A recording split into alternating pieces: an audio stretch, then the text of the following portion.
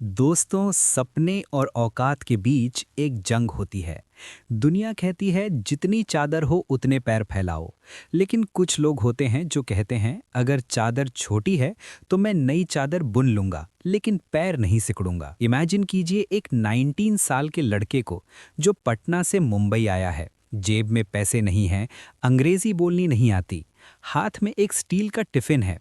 वो Victoria terminus station पर उतरता है। वो गेटवे ऑफ इंडिया जाता है, ताज होटल को देखता है। लोग वहाँ फोटो खिंचवाने आते हैं। लेकिन ये लड़का वहाँ खड़े होकर खुद से वादा करता है, एक दिन मैं इस शहर को खरीद लूंगा। लोगों ने उसे कबाड़ी वाला कहा। लोगों ने कहा तू बिहारी है, तू क्या बिजनेस करेगा। लेकिन उसी लड़के ने आगे चलकर ब्रिटिश एम्पायर की सबसे बड़ी माइनिंग कंपनीज को खरीद लिया। उसने लंदन स्टॉक एक्सचेंज को हिला दिया। उसने सरकार से पंगा लिया और जीत गया। ये कहानी अनिल अग्रवाल की है। कैसे एक वेस्ट कलेक्ट करने वाला आदमी वेल्थ का बादशाह बन गया। आइए देखते हैं उनका मैप, प्लान और route. Chapter 1, the cable collector, Patna to Mumbai 1970s। Anil Agarwal का जन्म पटना में हुआ। पिताजी की छोटी सी एल्यूमिनियम कंडक्टर की दुकान थी। अनिल पढ़ाई में अच्छे नहीं थे। उन्हें बुक्स से ज्यादा बिजनेस समझ आता था। 15-16 साल की उम्र में उन्होंने देखा कि पटना में लोग स्क्रैप केबल्स यानी बेकार तार फेंक देते हैं। उन्होंने सोचा इस तार के अंदर कॉपर है और कॉपर महंगा है।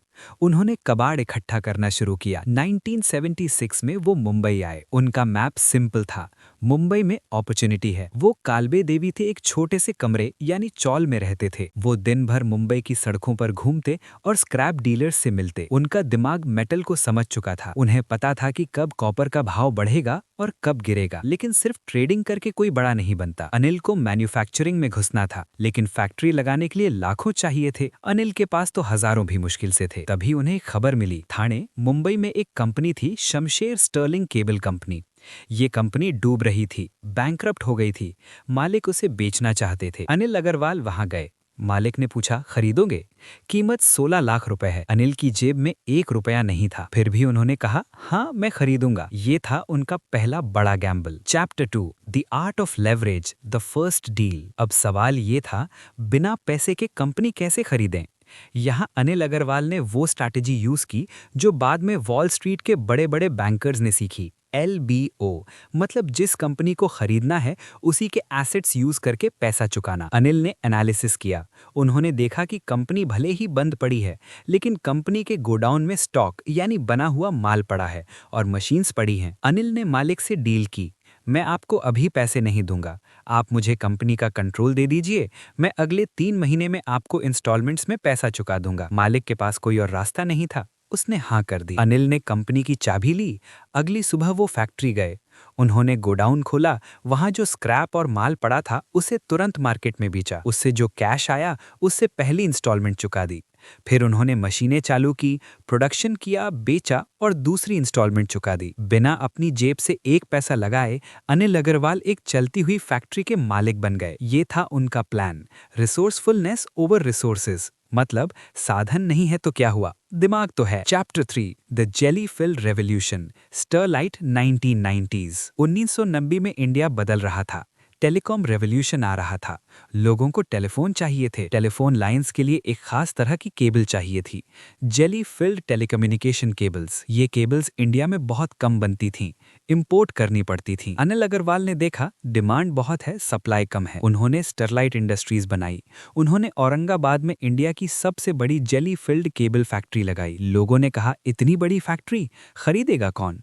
लेकिन अनिल को गवर्नमेंट यानी MTNL और BSNL पर भरोसा था। जैसे ही फैक्ट्री शुरू हुई ऑर्डर्स की बारिश हो गई। स्टरलाइट का शेयर प्राइस जो 20-30 रुपए का था वो 1000 रुपए क्रॉस कर गया। अनिल अग्रवाल अब मिलियनेयर बन चुके थे। लेकिन अनिल अग्रवाल को केबल नहीं बनाना था, उन्हें मेटल का किंग बनना था। उन्हें कॉपर चाहिए था, एल्यूमिनियम चाहिए था, जिंक चाहिए था। और ये सब कहाँ मिलता है? जमीन के नीचे, माइंस में। इंडिया में माइंस पर किसका कब्जा था? सरकार का।